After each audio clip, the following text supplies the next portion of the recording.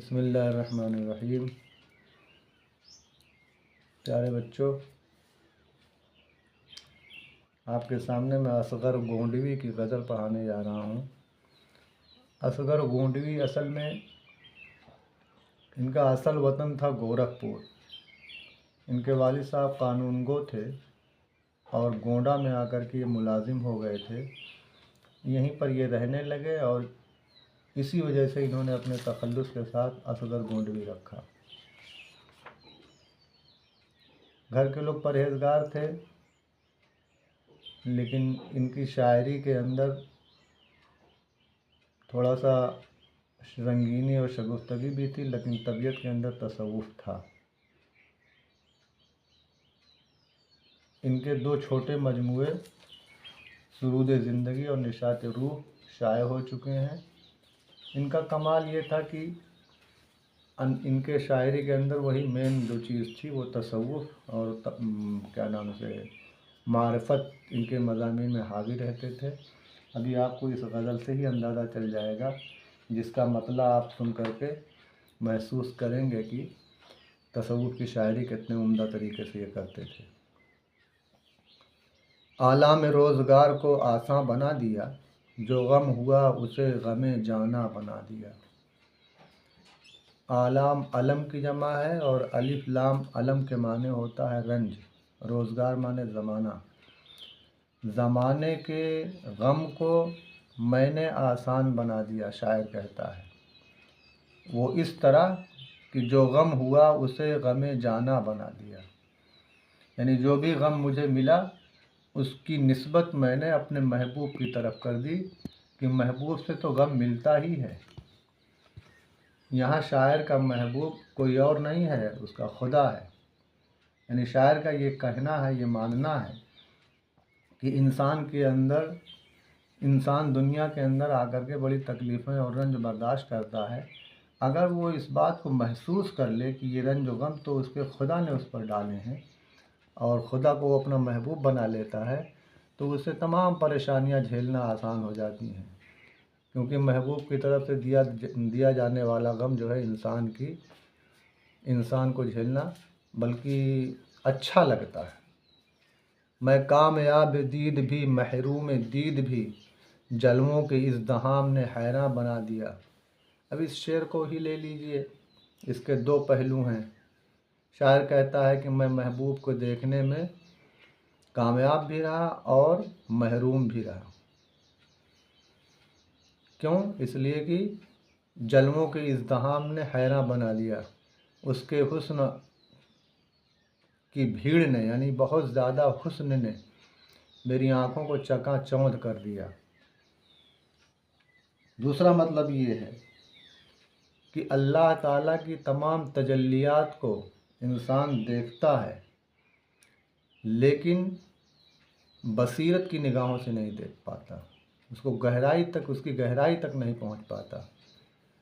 اور اس کی تجلیات بہت ساری، دنیا کی تمام چیزیں، ہر ایک چیز سے پیدا خدا کی قدرت ہے، کوئی بڑا کوئی چھوٹا، یہ اس کی حکمت ہے۔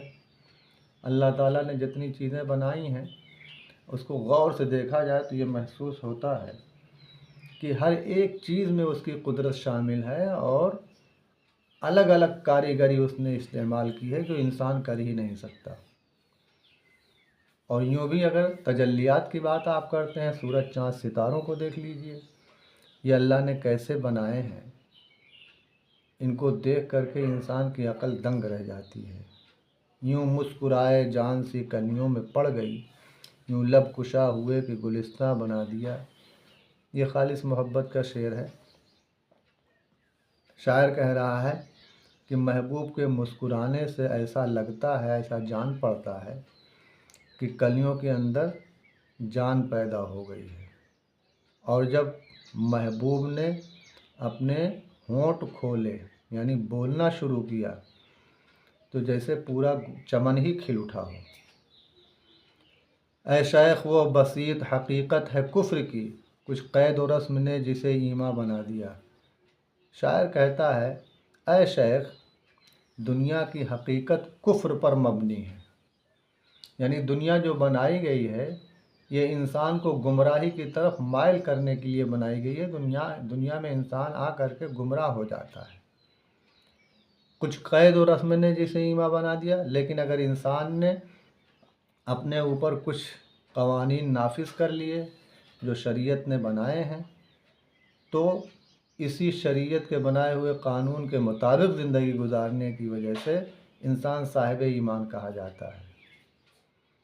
اور یہ اس غزل کا سب سے جو پیارا شعر مجھے لگا کہ وہ شورشیں نظام جہاں جن کے دم سے ہے، جب مختصر کیا انہیں انسان بنا دیا۔ دنیا میں یہ ہنگامہ، یہ دنیا میں جو دنیا چلانے کے لیے ایک قیامت کا منظر ہوتا ہے، تمام مسائل درپیش ہوتے ہیں، چاروں طرف ہنگامہ ہے، یہ کن چیزوں کے کس کے دم سے ہے، اس پر اگر غور کیا جائے تو بس نتیجہ یہ نکلتا ہے ایک کہ جب مختصر کیا انہیں انسان بنا دیا، کہ اس دنیا کو بنانے کی وجہ جو ہے وہ انسان ہے۔ یہ دنیا میں تمام ہنگامہ جو برپا اللہ تعالیٰ نے اس دنیا کو جو بنایا ہے، وہ کس مقصد سے بنایا ہے، جب ایک نقطے پر آپ پہنچیں گے تو آپ کو یہ معلوم ہوگا کہ اگر انسان کو نہ بنانا ہوتا تو یہ دنیا نہ بنائی گئی ہوتی۔ چنانچہ وہ حدیث میں بھی آتا ہے نا کہ ایک لا الہ الا اللہ کہنے والا جب تک اس دنیا میں رہے گا تب تک اس دنیا کا نظام یوں ہی چلتا رہے گا۔ تو آدمی کبھی کہتا ہے دنیا کیوں بنائی گئی ہے، تو نتیجہ یہ نکلتا ہے کہ انسان کو بنانا تھا، اس لیے دنیا بنائی گئی ہے اور انسان کے مفاد کے لیے بنائی گئی ہے۔ اب انسان کو یہ غور کرنا ہے کہ ہم کیوں بنائے گئے ہیں اور ہم کو جس نے بنایا اس کا مقصد کیا ہے۔ اس نقطے پر اگر انسان غور کر لے تو انسان کبھی لا الہ الا اللہ کا انحراف نہیں کر سکتا۔ ہم اس نگاہ ناز کو سمجھے تھے نیشتر، تم نے تو مسکرا کے رگے جاں بنا دیا۔ محبوب کی جس نگاہ کو جو اس کی پہلی نظر پڑتی ہے اور وہ نشتر کی طرح دل پر جیسے چوٹ پہنچاتی ہے، زخم کرتی ہے، تو ایسا محسوس ہوتا ہے کہ ہم تو محبوب کی نگاہوں کے گھائل ہو گئے۔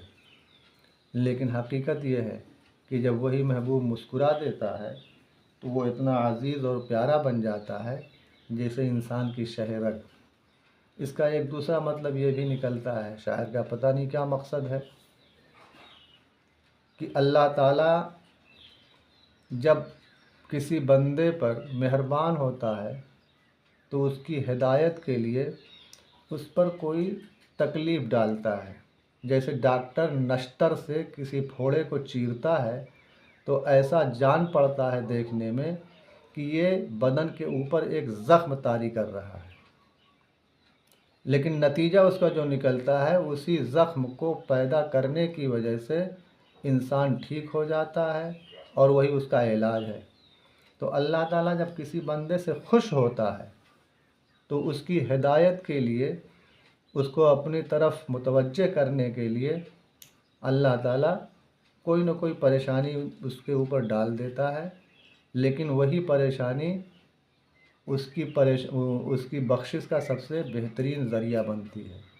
تو رگے جاں سے جو مراد یہی ہے، تم نے تو مسکرا کے رگے جاں بنا دیا کا مطلب یہی ہوا کہ جب اس نے اس کا بدلہ دیا اور انسان نے اگر اس پر صبر کیا اور اس کا بدلہ عطا کیا اللہ نے، تو وہی جو اس نے تکلیف ڈالی تھی وہی تکلیف اس کے لیے شہرگ کی طرح وہ اس کی بخشش کا ذریعہ بنتی ہے۔